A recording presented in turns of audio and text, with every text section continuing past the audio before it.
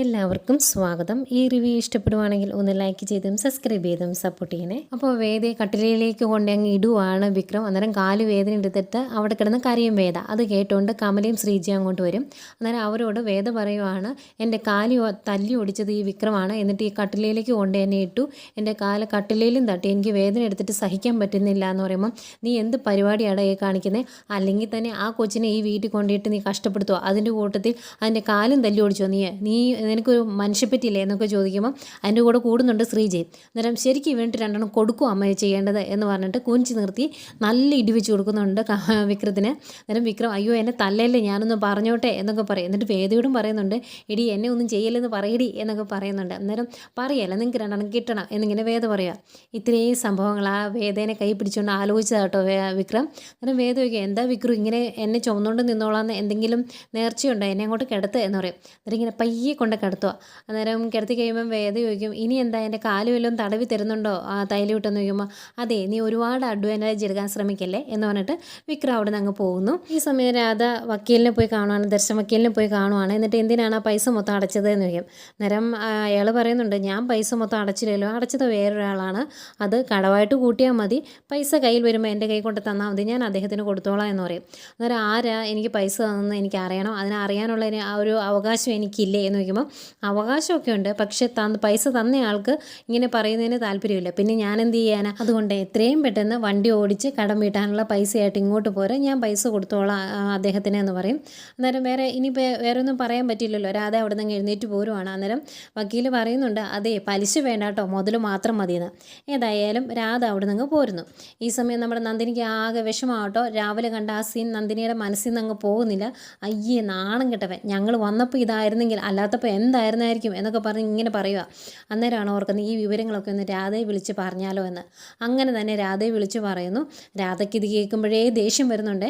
അന്നേരം രാധയോട് പറയുവാണ്, എടി നീ നോക്കിയോ, കുറച്ച് മാസങ്ങൾ കൂടെ കഴിയുമ്പം ആ വേദ വിക്രത്തിൻ്റെ കുഞ്ഞിനെ പ്രസവിക്കും, ആ കുഞ്ഞിൻ്റെ ഡയപ്പർ നിന്നെ കൊണ്ട് മാറ്റിക്കുകയും ചെയ്യുമെന്ന് പറയുമ്പം ദേഷ്യം വന്നിട്ട് ഫോം വയ്ക്കും കേട്ടോ രാധ. അന്നേരം നന്ദിനി ഓർക്കുക, രാവിലെ തന്നെ അവളുടെ മനസ്സൊന്ന് ഇളക്കാൻ പറ്റിയപ്പോൾ എന്താ സുഖം എന്നിങ്ങനെ പറഞ്ഞ് നിൽക്കുക. പിന്നീട് നമ്മുടെ വിക്രത്തെയാണ് കാണിക്കുന്നത്. വിക്രം വർക്ക്ഷോപ്പിലേക്ക് വരുന്നു, അവിടുന്ന് ഫോൺ എടുക്കുക. എന്നിട്ട് അവരോട് ചോദിക്കുന്നുണ്ട്, ഈ ഫോൺ ഇവിടെ ഇരുന്നിട്ട് നിങ്ങൾ ഇതുവരെ കണ്ടില്ലെന്ന്. അന്നേരം നീ അവിടെ ഫോൺ വെച്ചിട്ട് പോയെന്ന് ഞങ്ങൾക്ക് അറിയാമോ എന്ന് ചോദിക്കുമ്പോൾ, ഞാൻ എത്ര തവണ ഇതിലേക്ക് വിളിച്ചു എന്നിട്ട് നിങ്ങൾ കേട്ടില്ലെന്ന് ചോദിക്കുമ്പോൾ, ഞങ്ങൾ കേട്ടില്ലടാ, നീ ഇന്നലെ എവിടെയായിരുന്നു, ഞങ്ങൾ നിന്നെ അന്വേഷിച്ചായിരുന്നു, ആ ശ്രീനി സാറെ വിളിച്ചിട്ട് കിട്ടിയില്ല എന്ന് പറഞ്ഞ് ഇവിടെ ആളെ പറഞ്ഞു വിട്ടായിരുന്നു, നിന്നെ കാണണം എന്നാണ് പറഞ്ഞത് എന്നൊക്കെ പറയുമ്പോഴേക്കും വിക്രം ഇങ്ങനെ മനസ്സിലോർക്കുവാണ്, അലറി വിളിച്ചിട്ടും കേൾക്കാത്തൊരു മണ്ടൻ എന്നിങ്ങനെ മനസ്സിലോർത്തിട്ട് അങ്ങ് ഇറങ്ങി പോകുവാണ്. അന്നേരം അവർ അവിടെ നിന്ന് പറയുക, ഇന്നലെ പോയ സ്ഥലം അത്ര ശരിയല്ലെന്നാണ് തോന്നുന്നത്, അത് അവൻ്റെ മൈൻഡ് ഇങ്ങനെ എന്നിങ്ങനെ അവർ പറയുന്നുണ്ട്. ഏതായാലും അവിടുന്ന് പോരുന്ന വിക്രത്തിൻ്റെ വണ്ടിക്ക് നേരെ കുറുകെ ഓട്ടോറിക്ഷ കയറ്റി നിർത്തുവാണ് രാധ. അന്നേരം ദേഷ്യം വന്നിട്ട് വിക്രം ചോദിക്കും, എന്താ ഇവിടെ എന്ന്. അന്നേരം പിന്നെ ഓട്ടോ റോഡിൽ കൂടെയല്ലേ ഓടിക്കേണ്ടത്, മാനത്തോടെയാണോ എന്ന് ചോദിക്കും. അന്നേരം വിക്രം പറയും, അത് റോഡിൽ കൂടെ തന്നെയാണ്, പക്ഷേ എൻ്റെ വണ്ടിക്ക് കുറുകെ കയറ്റി നിർത്തിയത് എന്തിനാണ് എന്നാ ചോദിച്ചത് എന്ന് പറയുമ്പോഴേക്കും രാധയ്ക്ക് ദേഷ്യം വരുന്നുണ്ട്. രാധ ചോദിക്കുകയാണ്, നിങ്ങൾ ഇന്നലെ എവിടെയായിരുന്നു, ഞാൻ എത്ര തവണ നിങ്ങൾ വിളിച്ചെന്നറിയാവോ, ഒരാവശ്യത്തിന് വിളിച്ച് എടുക്കുക പോലും ഇല്ല എന്ന് പറയുമ്പോൾ വിക്രം പറയുന്നുണ്ട്, അതിന് ഫോൺ ഇന്നലെ എൻ്റെ കയ്യിലില്ലായിരുന്നു എന്ന്. അന്നേരം രാധ പറയുകയാണ്, ഫോൺ കയ്യിലുണ്ടായിരുന്നു, വെറുതെ നുണ പറയുവാണ്, അവളുടെ കൂടി നുണ പറയാനും പഠിച്ചു അല്ലേ എന്നൊക്കെ പറയുന്നേക്കും ദേഷ്യം വരും വിക്രത്തിന്. വിക്രം പറയുന്നുണ്ട്, അതിനെ ഞാനും നീയും തമ്മിൽ യാതൊരു ബന്ധവുമില്ല, അതുകൊണ്ട് തന്നെ നിന്നോട് ഞാൻ പറഞ്ഞിട്ടുണ്ട് എന്നെ ആവശ്യമില്ല അത് പേടിപ്പിക്കാൻ വരരുത് എന്ന്. എന്തെങ്കിലും ബന്ധം ഉണ്ടായിരുന്നെങ്കിൽ തന്നെ അത് കുട്ടിക്കാലത്തുള്ള ഒരു ഫ്രണ്ട്ഷിപ്പ് മാത്രമാണ്, അതിൻ്റെ പേരിൽ എന്നെ ഇങ്ങ് ഭരിക്കാൻ വരരുത്, എന്നെ ചൂഷണം ചെയ്യരുത് എന്നൊക്കെ പറയുക. അന്നേരം രാധ ചോദിക്കും, ഞാൻ നിങ്ങളെ ചൂഷണം ചെയ്തോ, റോഡിൽ രക്തം ഒലിപ്പിച്ച് കിടന്ന് നിങ്ങളെ ഹോസ്പിറ്റലിൽ എത്തിച്ചത് നിങ്ങളെ ചൂഷണം ചെയ്യാൻ വേണ്ടിയാണോ, അതുപോലെ പെണ്ണ് കേസിൽപ്പെട്ട് ആരും ജാമ്യം എടുക്കാനില്ലാതെ പോലീസ് സ്റ്റേഷനിൽ കിടന്ന് നിങ്ങളെ ജാമ്യത്തിലെടുത്തതും നിങ്ങളെ എനിക്ക് ചൂഷണം ചെയ്യാൻ വേണ്ടിയായിരുന്നോ എന്നൊക്കെ ഇങ്ങനെ വിഷമത്തോടെ ചോദിക്കുമ്പം, അങ്ങനെയൊന്നും ഞാൻ ഉദ്ദേശിച്ചില്ല എന്ന് വിക്രം പറയും. അന്നേരം രാധ ദേഷ്യത്തോടെ പറയുവാണ്, നിങ്ങൾ കൂടുതലൊന്നും ഉദ്ദേശിക്കേണ്ട, എന്നോട് ഇനി നുണ പറയുന്ന കൂട്ടത്തിൽ വേദയായിട്ട് നിങ്ങൾക്ക് യാതൊരു ബന്ധമില്ല എന്ന് മാത്രം എന്നോട് പറയരുത്. ഇന്നലെ എല്ലാവരും നന്ദിനിയടുത്തിയുടെ വീട്ടിൽ പോയപ്പം നിങ്ങൾ ആ വീട്ടിൽ കാട്ടിക്കൂട്ടിയതൊക്കെ ഞാൻ അറിഞ്ഞു എന്നിങ്ങനെ പറയുക. അന്നേരം വിക്രം പറയുന്നുണ്ട്, അത് അന്നേരത്തെ ആ സിറ്റുവേഷനിൽ സംഭവിച്ചതാണെന്ന് പറയുമ്പോൾ, ഒരു സിറ്റുവേഷനും ഇല്ല, അടച്ചിട്ട മുറിയിൽ അവളെ എടുത്ത് വട്ടം കറക്കുന്നതിന് എന്ത് സിറ്റുവേഷൻ പറയാൻ പോകുന്നത് എന്ന് ചോദിക്കും.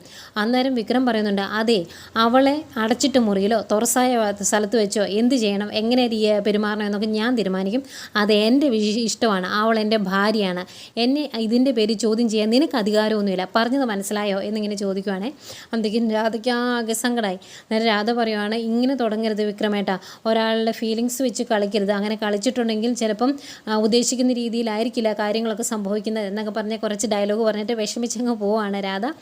പറഞ്ഞപ്പോൾ അങ്ങ് പറഞ്ഞെങ്കിലും വിക്രത്തിന് ഇത്തിരി വിഷമമൊക്കെ ആവുന്നുണ്ട്. പിന്നീട് നമ്മുടെ വേദയെ കാണിക്കുന്നു. വേദയ്ക്ക് കാലിന് ഭയങ്കര വേദനയായതുകൊണ്ട് കട്ടിലിൽ തലേണയൊക്കെ വെച്ച് കാല് പൊക്കി വെച്ച് കിടന്നങ്ങ് ഉറങ്ങിപ്പോയി. അന്നേരമാണ് കമല അങ്ങോട്ട് ചെല്ലുന്നത്. അന്നേരം കമല പറയുവാണ്, ഞങ്ങൾ വാതിൽ തുറന്ന് വന്നപ്പം കണ്ട ആ കാഴ്ച എൻ്റെ മനസ്സിലുണ്ട്. അന്നേരം ഞാൻ കരുതി നിങ്ങൾ തമ്മിലുള്ള പ്രശ്നങ്ങളൊക്കെ മാറിയെന്ന് കരുതി എന്ന് പറയും. അന്നേരം വേദ പറയും, അങ്ങനെ മാറിയിട്ടൊന്നും ഇല്ലമ്മേ, പിന്നെ സാധാരണ രീതിയിലുള്ളൊരു ദാമ്പത്യം അല്ലല്ലോ ഞങ്ങളുടെ, അതുകൊണ്ട് അതിന് സമയം എടുക്കുമെന്ന് വേദ പറയും. പിന്നെ വേദയുടെ കാലിന് ഭയങ്കര വേദനയായതുകൊണ്ട് കമല പറയും തൈല് വിട്ട് തിരുമ്മി തരാമെന്ന്. പിന്നെ ഈ റൂമിൽ ഇങ്ങനെ തന്നെ കിടക്കണ്ട, നമുക്ക് അപ്പുറത്ത് പോയി കിടക്കാമെന്ന് പറയുമ്പോൾ വേണ്ടമ്മേ ഞാനിവിടെ കിടന്നോളാം എന്നും പറയുന്നു. പിന്നെ കാണിക്കുന്നത് ശ്രീകാന്തിനെയാണ്. ശ്രീകാന്ത് രാവിലെ കമ്പനിയുടെ കാര്യങ്ങളൊക്കെ ഇങ്ങനെ നോക്കിക്കൊണ്ടിരിക്കുകയാണ് ലാപ്പിൽ. അന്തൊക്കെയാണ് അങ്ങോട്ടേക്ക് വർഷവനെ ഇത്തിരി സ്നേഹത്തോടെ ഇങ്ങനെ അടുത്തൊക്കെ ഇരുന്ന് ഇങ്ങനെ കയ്യിലൊക്കെ ഇങ്ങനെ പിടിക്കുവാണേ. അന്നേരം ശ്രീകാന്ത് ചോദിക്കും, എന്തോ സംഭവം നടത്തിയെടുക്കാനുണ്ടല്ലോ, എന്താ കാര്യം എന്ന് ചോദിക്കും. അന്നേരം ഒന്ന് പിണങ്ങി പോകുന്ന പോലെയൊക്കെ കാണിക്കും. പിന്നെയും ശ്രീകാന്ത് പിടിച്ചിരുത്തിയിട്ട് നീ കാര്യം പറയാമെന്ന് പറയും. അന്നേരം വർഷ പറയുവാണ്, വർഷം 2-3 ദിവസമായിട്ട് സ്വപ്നം കാണുവാണ് നമ്മുടെ വേദയുടെ അച്ഛൻ ശങ്കരനാരായണൻ മരിച്ചു പോകുന്നതായിട്ട്, അതുകൊണ്ട് ഭയങ്കര ടെൻഷനാണ് എന്നൊക്കെ പറയുമ്പോൾ ശ്രീകാന്ത് പറയുന്നുണ്ട്, നീ ആരോടാണ് ആരെപ്പറ്റിയാണ് സംസാരിക്കുന്നത് എന്ന് ഓർക്കണം, അങ്ങനെ അച്ഛനൊന്നും സംഭവിക്കില്ല എന്ന് പറയുമ്പം വർഷ പറയുവാണ്, ഞാൻ ഈ കാര്യമൊക്കെ എൻ്റെ അച്ഛനോടും വിളിച്ചു പറഞ്ഞു. അന്നേരമാണ് അച്ഛൻ ഇങ്ങനെയൊരു കാര്യം എന്നോട് സൂചിപ്പിച്ചത്.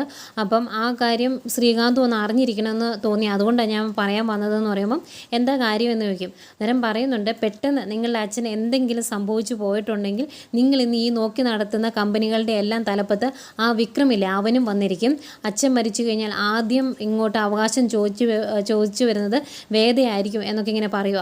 അത് കേൾക്കുന്ന ആകെ വിഷമം ശ്രീകാന്തിന്. എന്നിട്ട് ശ്രീകാന്ത് പറയും, അതിന് കമ്പനികളെല്ലാം അമ്മയുടെ പേരിലല്ലേ, അച്ഛൻ്റെ പേരിലൊന്നും ഇല്ലല്ലോ എന്ന് പറയുമ്പോൾ വർഷ പറയുവാണ്, അത് ഇപ്പം അച്ഛൻ ജോലിയിൽ നിന്ന് വിരമിച്ചു കഴിഞ്ഞാൽ ഈ കമ്പനികളെല്ലാം ഏറ്റെടുക്കില്ലേ, ആ സമയത്ത് 3 പേർക്കും ഒരുപോലെ വീതിക്കാം എന്ന് അച്ഛൻ തീരുമാനിച്ചിട്ടുണ്ടെങ്കിൽ എന്ത് ചെയ്യും എന്നിങ്ങനെ ചോദിക്കുക.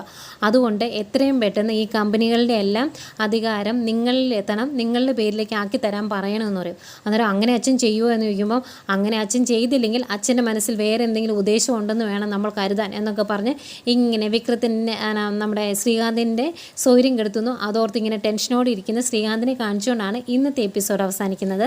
പിന്നെ കാണിക്കുന്നത് നാളത്തെ പ്രൊമോ ആയിട്ടോ. കാലിൻ്റെ വേദന കാരണം കിടന്ന് ഉറങ്ങാൻ പോലും പറ്റുന്നില്ല, തീരെ വയ്യ നമ്മുടെ വേദയ്ക്ക്. അന്നേരം ഇങ്ങനെ കിടന്നിട്ട് ഇങ്ങനെ ഞരങ്ങുമൊക്കെ ചെയ്യുമല്ലോ വേദന കാരണം. അന്നേരം വിക്രം പയ്യെ എഴുന്നേക്കൂട്ടോ. അന്നേരം വേദയോട് ചോദിക്കും, വേദന ഉണ്ടോ എന്ന് ചോദിക്കുമ്പോൾ, നിങ്ങൾക്ക് യാതൊരു സ്നേഹവും ഇല്ല, മനുഷ്യപ്പറ്റുമില്ല, അതുകൊണ്ടല്ലേ ഈ വേദന എടുത്ത് ഞാനിവിടെ ഇങ്ങനെ കിടക്കേണ്ടി വന്നേ എന്ന് പറയുമ്പോഴത്തേക്കും തൈലമൊക്കെ എടുത്തുകൊണ്ട് വന്ന് വേദയുടെ കാല് തിരുമ്മി കൊടുക്കുന്നുണ്ട്. തൊടുന്തേക്കും കിടന്ന് കരയോ. അന്നേരം ഇങ്ങനെ തൊടുന്തേക്കും നീ കരഞ്ഞാൽ എങ്ങനെയാണ് എന്നൊക്കെ ചോദിച്ച് പയ്യെ തിരുമ്മി കൊടുക്കുക. ഇത് കണ്ടുകൊണ്ടാണ് കമല അങ്ങോട്ട് വന്നെ. അന്നേരം കമല ഇത് ഏതായാലും നന്നായി എന്നിങ്ങനെ പറഞ്ഞ് സന്തോഷത്തോടെ നോക്കിയിരിക്കുവാണ്. ഇതൊക്കെയാണ് നാളത്തെ പ്രൊമോ ആയിട്ട് കാണിച്ചിരിക്കുന്നത്.